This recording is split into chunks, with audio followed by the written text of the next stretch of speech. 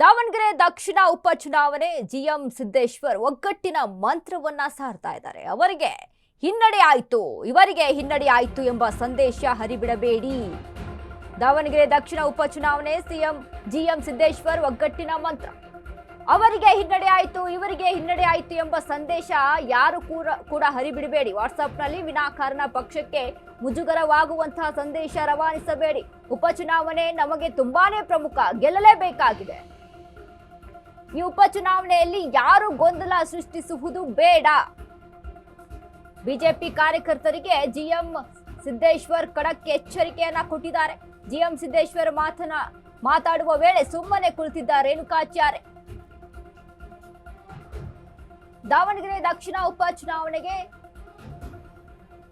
ಚುನಾವಣೆಯಲ್ಲಿ ಇದೀಗ ಜಿಎಂ ಸಿದ್ದೇಶ್ವರ್ ಒಗ್ಗಟ್ಟಿನ ಮಂತ್ರವನ್ನ ಸಾರ್ತಾ ಇದ್ದಾರೆ. ವಿನಾಕಾರಣ ಯಾರು ಕೂಡ ಏನೇನೋ ಸಂದೇಶವನ್ನ ರವಾನಿಸೋದು ಬೇಡ. ಉಪಚುನಾವಣೆಯಲ್ಲಿ ಗೆಲ್ಲಲೇಬೇಕಾದಂತಹ ಅನಿವಾರ್ಯತೆ, ಗೆಲ್ಲಲೇಬೇಕಾದಂತಹ ಹಠ ಕೂಡ ಇದೆ. ಸೊ ಹಾಗಾಗಿ ಇಲ್ಲಿ ಯಾರಿಗೆ ಟಿಕೆಟ್ ಸಿಕ್ತು, ಯಾರಿಗೆ ಸಿಕ್ಕಿಲ್ಲ ಅನ್ನೋದು ಬೇಡ, ಬಟ್ ಇಲ್ಲಿ ಗೆಲ್ಲಬೇಕು ಅನ್ನೋದೇ ಎಲ್ಲರ ಒಂದು ನಿರ್ಣಯ ಆಗಿರ್ಬೇಕು ಅಂತ ಜಿಎಂ ಸಿದ್ದೇಶ್ವರ್ ಮಾತನಾಡಿದ್ದಾರೆ.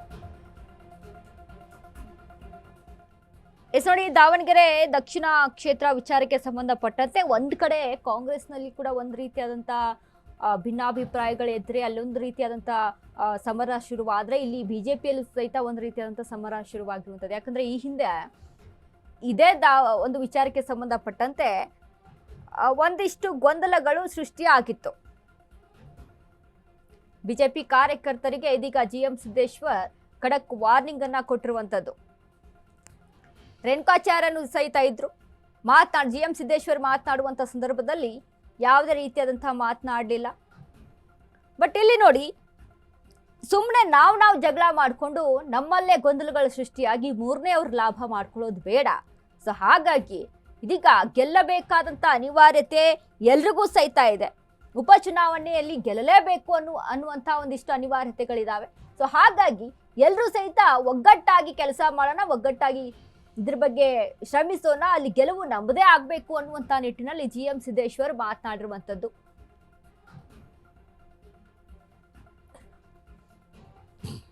ನೋಡಿ, ದಾವಣಗೆರೆ ಕ್ಷೇತ್ರ ಶಾಮನೂರು ಶಿವಶಂಕರಪ್ಪ ಅವರ ಭದ್ರಕೋಟೆ ಅಂತ ಹೇಳಿದ್ರೆ ತಪ್ಪಾಗ್ಲಾರದು.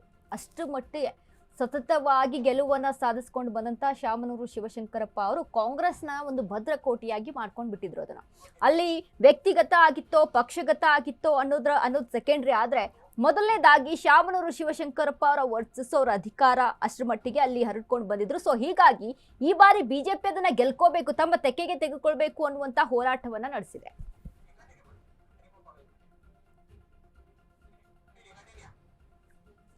ಸೊ ಹಾಗಾಗಿ ಸದ್ಯಕ್ಕೆ ಇದೀಗ ಇರುವಂತ ಪ್ರಶ್ನೆ ಅಂತ ಅಂದ್ರೆ, ಕಾಂಗ್ರೆಸ್ ತೆಕ್ಕೆಯಲ್ಲಿದ್ದಂತ ಆ ಒಂದು ಕ್ಷೇತ್ರವನ್ನ ತೆಗೆದುಕೊಳ್ಬೇಕು ನಮಗೆ ಅನ್ನುವಂಥ ನಿಟ್ಟಿನಲ್ಲಿ ಬಿಜೆಪಿ ಕಾರ್ಯತಂತ್ರವನ್ನ ರೂಪಿಸ್ಕೊಳ್ತಾ ಇದೆ. ಈ ಹಿಂದೆನೂ ಸಹಿತ ಇದೀಗ ನೋಡಿ, ಒಂದ್ ಕಡೆ ಬಾಗಲಕೋಟೆಯಲ್ಲಿ ಕೂಡ ವಾಲ್ಮೀಕಿ ಸಮುದಾಯದವರು ಸಹಿತ ಇದ್ರ ಬಗ್ಗೆ ಮಾತನಾಡಿದ್ರು. ಇದೀಗ ದಾವಣಗೆರೆಯಲ್ಲಿ ಎಸ್ಟಿ ಸಮುದಾಯಕ್ಕೆ ಟಿಕೆಟ್ ಅನ್ನ ಕೊಟ್ಟಿದ್ದಾರೆ, ಎಸ್ಟಿ ಅಭ್ಯರ್ಥಿಗೆ ಟಿಕೆಟ್ ಅನ್ನ ಕೊಟ್ಟಿದ್ದಾರೆ.